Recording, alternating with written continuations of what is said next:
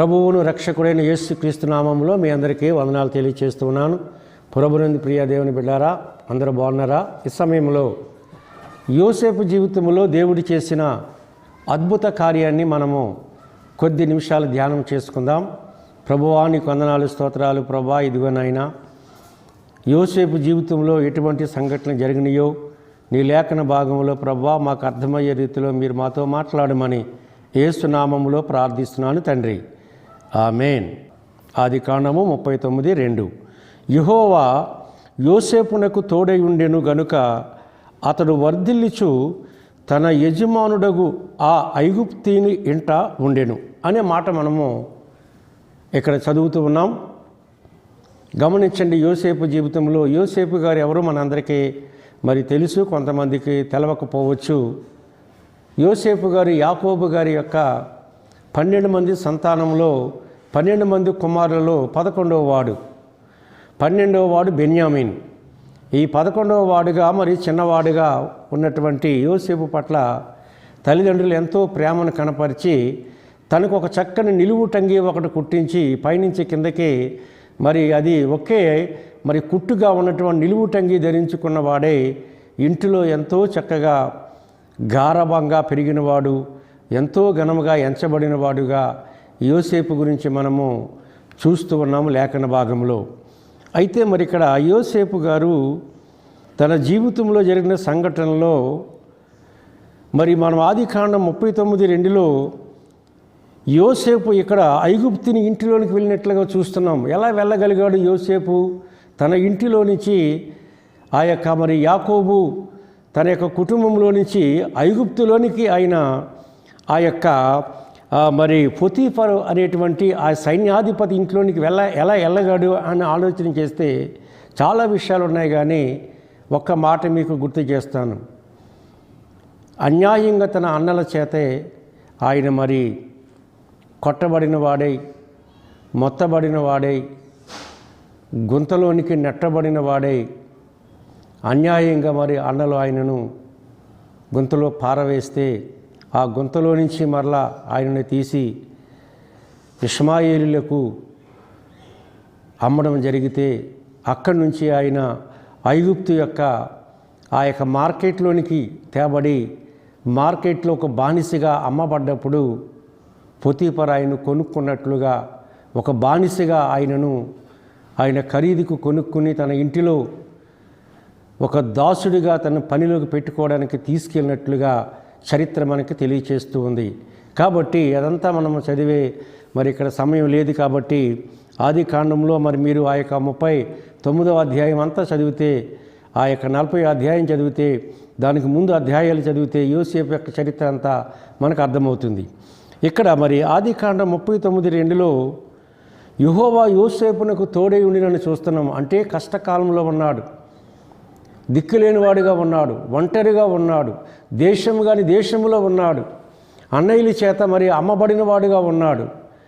ఈ పరిస్థితిలో దేవుడు యోసేపుకు తోడుగా ఉండడానికి గల కారణం ఏమిటంటే యోసేపు దేవుని యందు భయభక్తులు కలిగినవాడు, దేవుడంటే విశ్వాసం ఉంచినవాడు, ప్రభువు పట్ల ఆయన చాలా నమ్మకం ఉంచినవాడుగా యోసేపు జీవితాన్ని చూస్తున్నాం.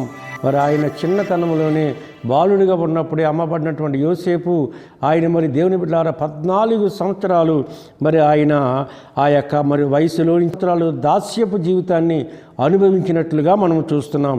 కాబట్టి ఇప్పుడు యోసేపుకి జీవితంలో జరిగిన విచిత్రమైన సంఘటనలో మొట్టమొదటి సంఘటన ఏమిటంటే తన ఇంట్లో ఉండగా విచిత్రపు నిలువుటంగి ధరించుకున్నాడు, సంతోషం ఆనందంతో ఉన్నాడు. ఆ ఆనందం సంతోషం ఎంతో కాలము నిలవలేదు.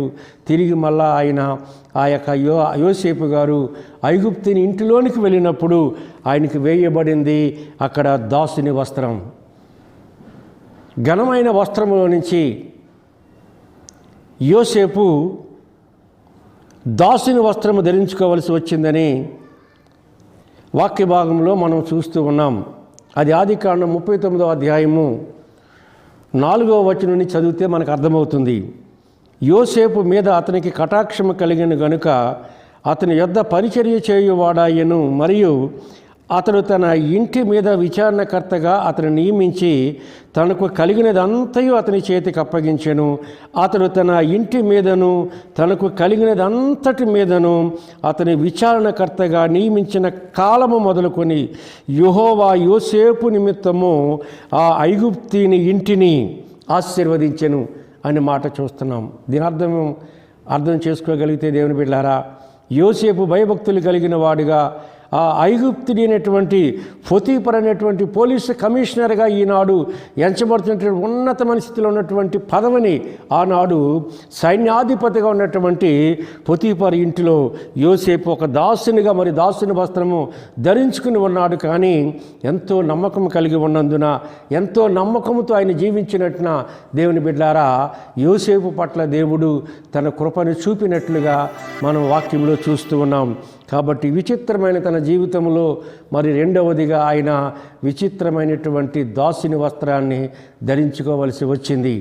ఇంట్లో ఉన్న వస్త్రము తీసివేయబడింది. ఆ యొక్క విచిత్రమైన నిలువుటంగి తీసివేయబడి ఇప్పుడు దాసుని వస్త్రం ధరించుకున్నాడు. దాసునిగా ఆ యొక్క మరి ఆ పొతీఫర్ ఇంట్లో జీవిస్తున్నటువంటి దినాల్లో అక్కడ జరిగిన ఆ సంభవాన్ని కూడా మనం చూడగలిగితే ఆదికాండము 39వ అధ్యాయము 9వ వచనములో మనము చదవగలిగితే అక్కడ వ్రాయబడిన మాట, నీవు అతని భార్యవైనందున నిన్ను తప్ప మరి దేనిని నాకు అప్పగించి ఉండలేదు. కాబట్టి నేనెట్లు ఇంత ఘోరమైన దుష్కార్యము చేసి దేవునికి విరోధముగా పాపము కట్టుకొందునని తన యజమానుని భార్యతో అనెను. అదంతా కూడా చదవగలిగితే అక్కడ అర్థమవుతుంది. కాబట్టి యోసేపు గురించి, యోసేపుని పొతీఫర్ భార్య పాపానికి ప్రేరేపించినప్పుడు మరి పాపానికి దూరంగా పారిపోయిన వాడే, తల్లి నీకు ఈ మాటలు తగదని చెప్పి ఆ యొక్క తన యజమానురాలిని గద్దించి తాను బయటికి పారిపోయినప్పుడు అన్యాయముగా ఆ పొతీఫర్ భార్య యోసేపు మీద మరి అబండాలు మోపి యోసేపుని అన్యాయంగా జైల్లో పెట్టించినట్లుగా అక్కడ వాక్య భాగంలో మనం చూస్తాం. అంటే దీని అర్థం ఏంటంటే దేవుని బిడ్డలారా, మరి ఆయన పాపమునకు దాసుడు, పాపమునకు బానిస కాకుండా పాపాన్ని వ్యతిరేకించినందున, తన పాపపు కోరికను తీర్చనందున, తను పారిపోయినందున దేవుడు మరి ఆ యొక్క యోసేపు గారు మరి పట్ల దేవుడు తన కృపా కనికరాలు చూపుతూ ఆయన పారిపోయి ఉంటే ఆ యొక్క పొతీఫర్ భార్య తనపై కక్ష కట్టి తన కోరిక తీర్చలేదని అన్యాయంగా భర్తకు చెడ్డ మాటలు చెప్పి, అబద్ధపు మాటలు చెప్పి యోసేపుని జైల్లో పెట్టించింది.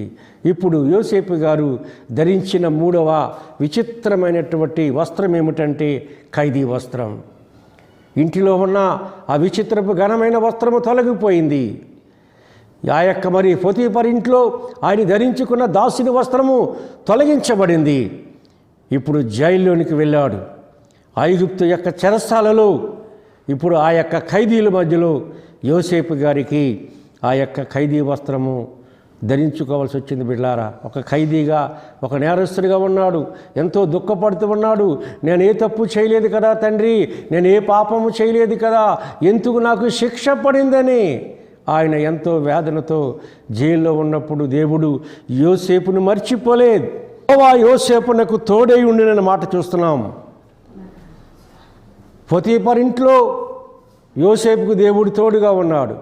ఇప్పుడు చెరసాలలో ఉండగా దేవుడు యోసేపుకు తోడుగా ఉన్నాడు బిడ్లారా.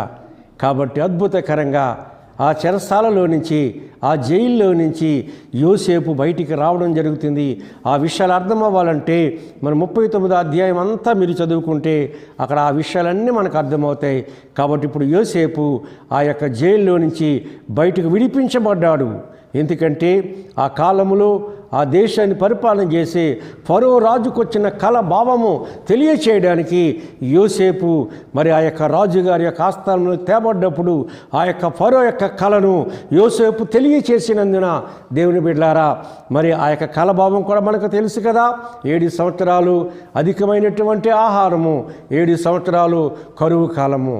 యోసేపు చెప్పినట్లుగా దేవుని బిడ్డలారా, మరి యోసేపు ఆ యొక్క కలభావం చెప్పిన తర్వాత ఆ యొక్క ఫరో యోసేపు గారికి ప్రవక్త వస్త్రాన్ని ధరించాడు. ఇప్పుడు ఖైదీ వస్త్రంలో నుంచి బయటకు వచ్చాడు. ఇప్పుడు ఆయన చెప్పిన మాట నెరవేర్చబడి 7 సంవత్సరాలు సమృద్ధి అయిన పంట పండేసరికి ఆయన ఒక ప్రవక్తగా, ఆయన ఒక పరిశుద్ధుడిగా గుర్తిరిగి యోసేపుకి ఆ ప్రశస్తమైనటువంటి ప్రవక్త వస్త్రాన్ని మరి ఆ యొక్క రాజు ధరింపచేశాడు. కాబట్టి 41వ అధ్యాయము 29వ వచనములు, ఇదిగో ఐగుప్తు దేశమందంతటను బహు సమృద్ధిగా పంట పండు 7 సంవత్సరములు వచ్చుచున్నవని చెప్పాడు. కాబట్టి 41:38లో అతడు తన సేవకులను చూచి, ఇతని వలె దేవుని ఆత్మగల మనుష్యుని కనుగొనగలమా అని రాజు సాక్ష్యం చెప్తూ ఉన్నాడు. దేవుని బిడ్డలారా, అర్థం చేసుకుందాం. యోసేపు ఒంటరివాడి, దిక్కులేని వాడిగా మారిపోయాడు. కానీ దేవుని యొక్క విశ్వాసాన్ని విడిచిపెట్టలేదు, దేవుని భయభక్తులు విడిచిపెట్టలేదు. దేవుడు ఆయనకు ఆ యొక్క పొతీఫరు ఇంట్లో తోడుగా ఉన్నాడు, ఆ యొక్క ఐగుప్తు చెరచాల్లో తోడుగా ఉన్నాడు. ఇప్పుడు రాజుగారు ఆస్థానంలో ఉంటుండగా దేవుడు ఆయనకు తోడుగా ఉండి ఆయన పలికిన ఆ యొక్క మాట వల్ల, ఆ యొక్క ప్రవచనం వల్ల ఆ దేశంలో సమృద్ధి అయిన ఆహారము, 7 సంవత్సరాల పంట, తదనంతరము 7 సంవత్సరాలు కరువు రాబోతుందని చెప్పిన విధముగా ఆ తర్వాత 7 సంవత్సరాల కరువు ప్రారంభమైతే మరి ఫరో ఆ ధాన్యం అంతా కూడా సమకూర్చినట్లుగా మనం చూస్తూ ఉన్నాం. కాబట్టి ఆ యొక్క ఫరో యోసేపులో ఉన్న విశ్వాసాన్ని, యోసేపు ప్రవచించిన ప్రవచనాన్ని గుర్తెరిగిన వాడే ఇప్పుడు యోసేపు గారికి రాజవస్త్రం ధరించాడు. హల్లెలూయా! యోసేపు ఇప్పుడు రాజవస్త్రము ధరించుకున్నవాడే ఇప్పుడు ఆ దేశములో ఫరో తర్వాత 2వ స్థానంలో, అంటే దేశానికి ప్రధానమంత్రిగా మారిపోయాడు. కారణం ఏమిటంటే దేవుని బిడ్డలారా, ఆదికాండం 41వ అధ్యాయము 41వ వచనములో, మరియు ఫరో చూడుము, ఐగుప్తు దేశమంతటి మీద నిన్ను నియమించి ఉన్నానని యోసేపుతో చెప్పెను.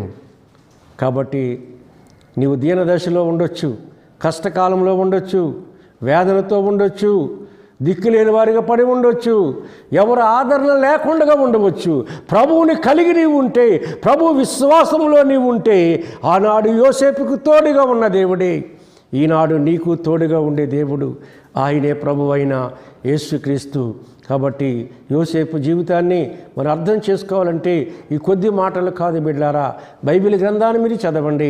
ఆ యొక్క ఆది కాండములో మీరు ఆ యొక్క 39వ అధ్యాయం మొదలుకొని మీరు చదవగలిగితే యోసేపు జీవితము ఎలాగూ దేవుడు అంచెలంచెలుగా లేవనెత్తినాడు, దీవించినాడు, ఉన్నతమైన స్థితిలో పెట్టినాడు, దేశ ప్రధానమంత్రిగా చేయగలిగినాడు, అర్థం చేసుకోగలుగుతాం.